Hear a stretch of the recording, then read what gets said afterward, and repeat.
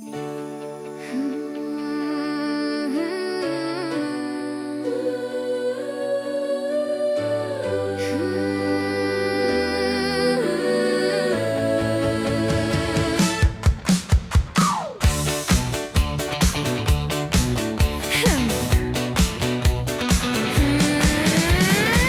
jsem vždycky žila v domnění, že když se mužskej rozhoupe a ožení, tak lásky plné hlazení patří jenom jeho ženě drahé.